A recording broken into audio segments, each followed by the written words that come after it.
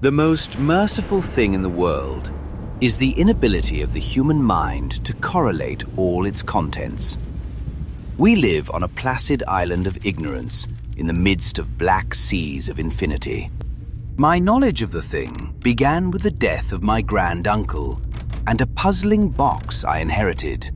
Inside was a disturbing bas-relief, its design of a form which only a diseased fancy could conceive. It was the work of a young sculptor, Henry Wilcox, who claimed to have made it in a dream of strange cities. It is new, indeed, for I made it last night in a dream of strange cities.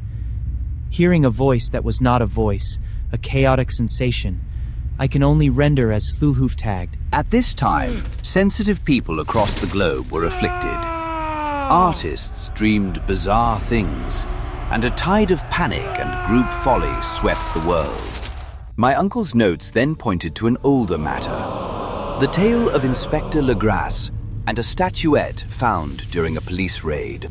He had captured it from a supposed voodoo cult, whose rites were infinitely more diabolic than any known before. Funglui munglu nav Cthulhu, relie genagulv tagen. In his house at Arley, dead Sluhu waits dreaming. They worshipped the great old ones who had come to the young world out of the sky and would one day return. Years later, by mere chance, I found another link, a newspaper item about a mystery derelict found at sea. The lone survivor, a mate named Johansson, spoke of piracy and slaughter, but his private manuscript told a far more terrible tale. His crew had raised a small island, though none is known to exist there. It was a coastline of mingled mud, ooze, and weedy cyclopean masonry. They clambered ashore and found a monstrous carved door. As they pushed, the acre-great panel began to give inward. Then it lumbered into sight, the thing of the idols, the green, sticky spawn of the stars, had awaked to claim its own. Only Johansson and one other reached the boat, pulling desperately for the alert as the Titan Thing pursued.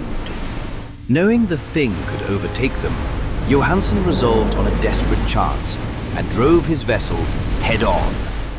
There was a bursting as of an exploding bladder.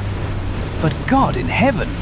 The scattered plasticity was nebulously recombining in its hateful original form. I have looked upon all that the universe has to hold of horror. I know too much, and the cult still lives. That is not dead which can eternal lie, and with strange eons even death may die.